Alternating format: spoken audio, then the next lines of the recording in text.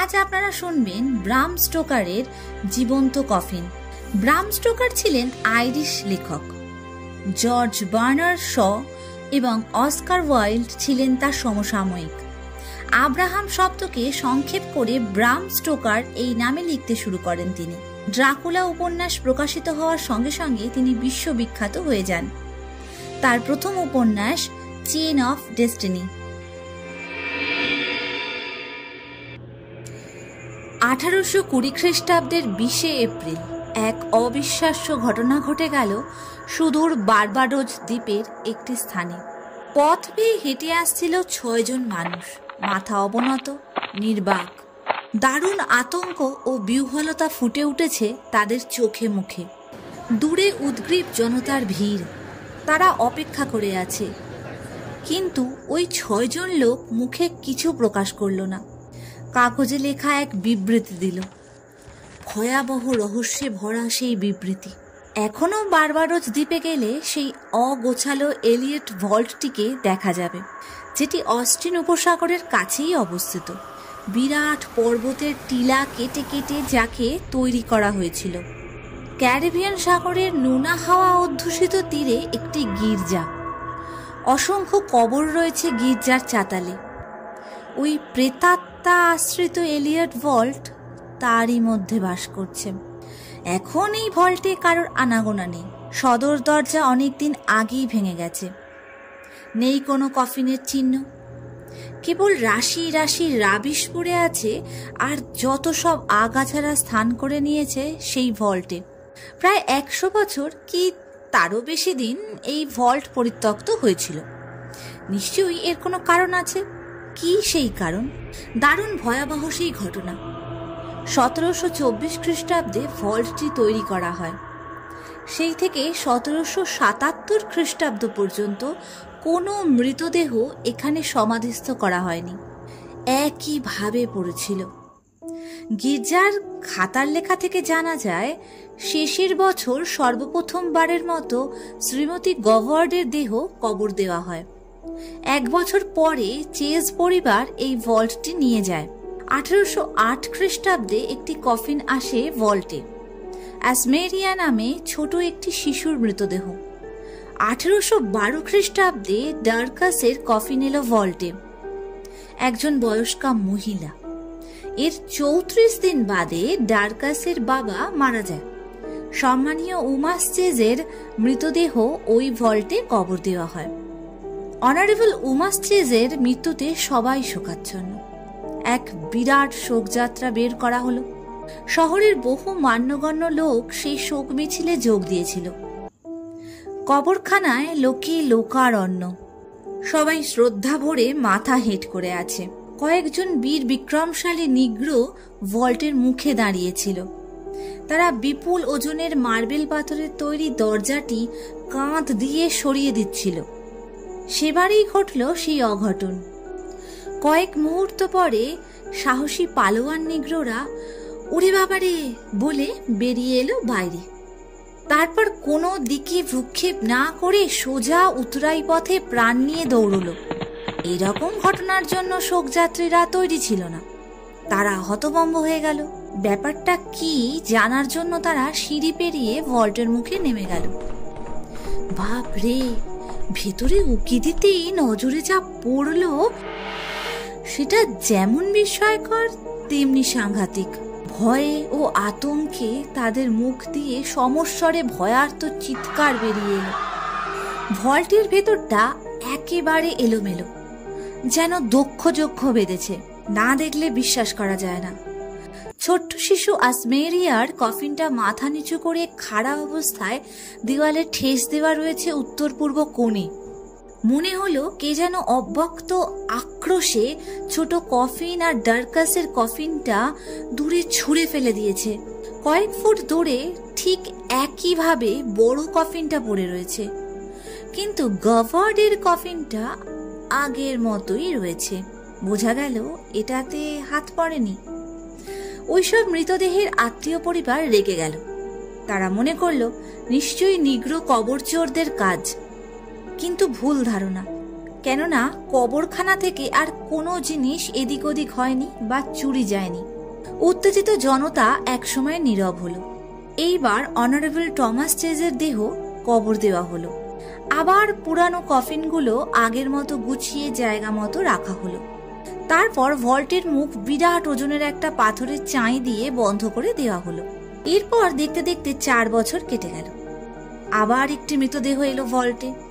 Samuel অ্যামেস নামে একটি শিশুর কফিন। পাথরের চাই সরানোর পর এবারেও ওই একই অবস্থা দেখা গেল। সব লন্ডভন্ড, ওলট পালট।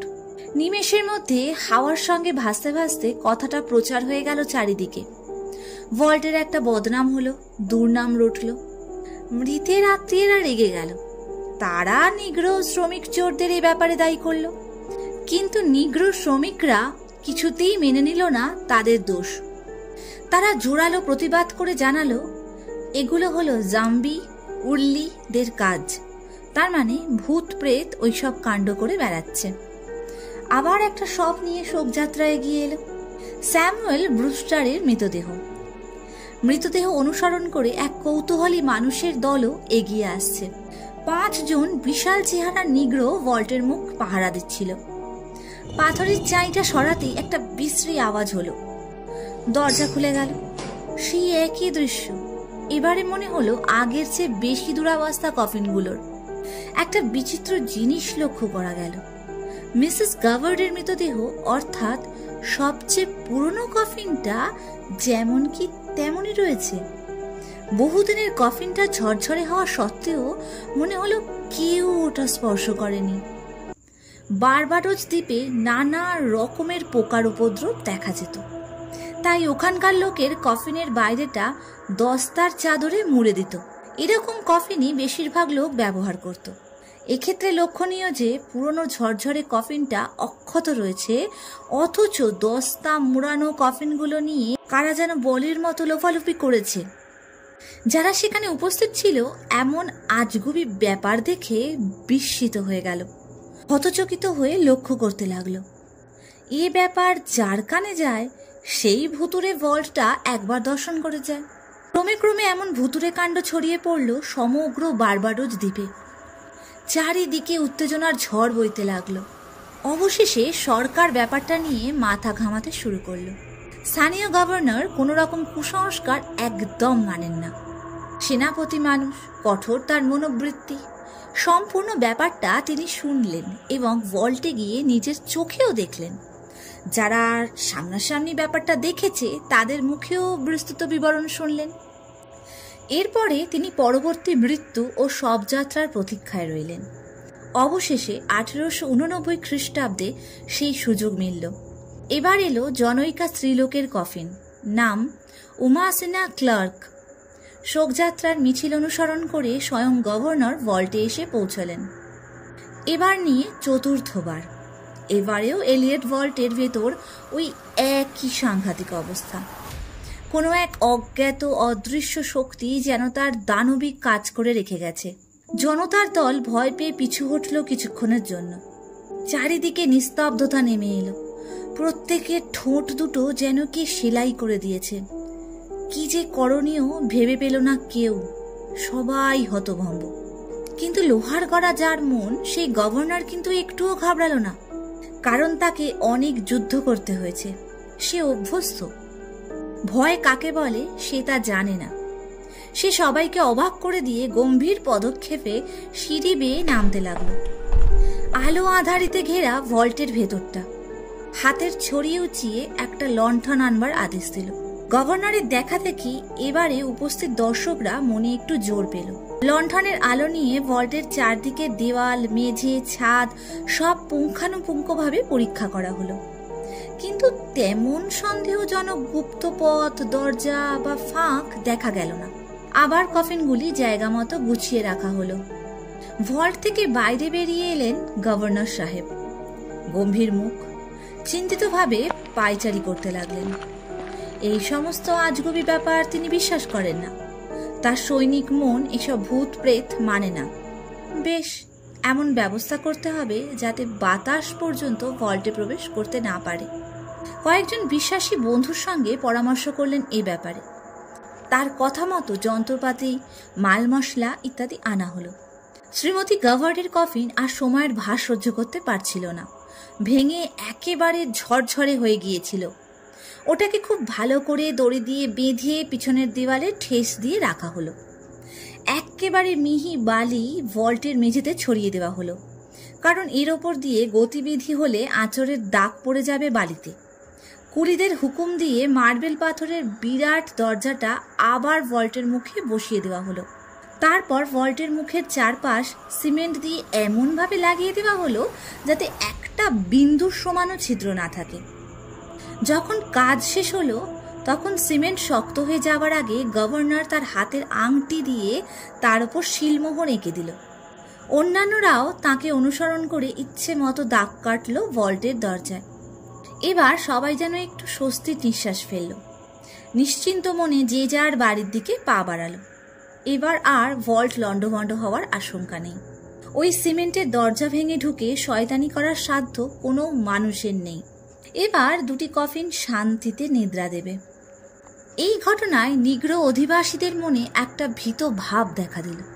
আবার অন্যদিকে শহরবাসীদের মধ্যে দেখা যাক এবার ভল্টের কি অবস্থা হয়, এমনই করছে একটা কৌতূহলী ভাব।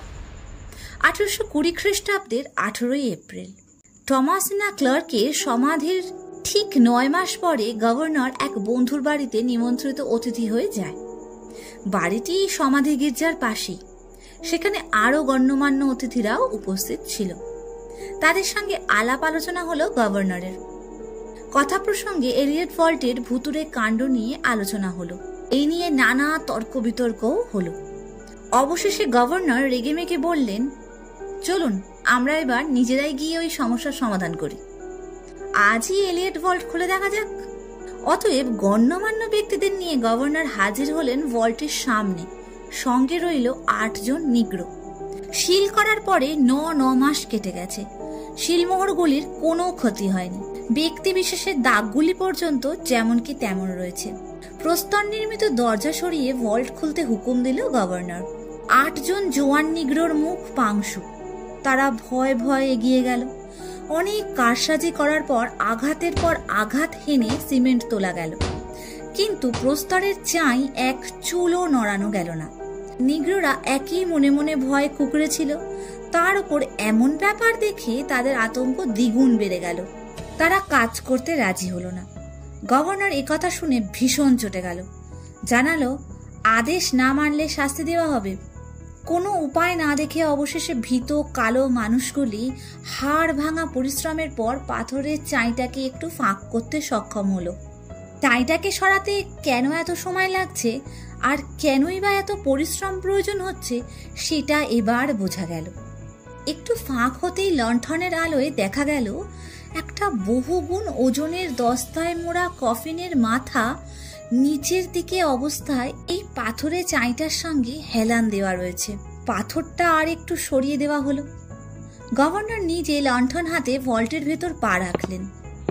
5 জন ভিআইপি তাকে অনুসরণ করল।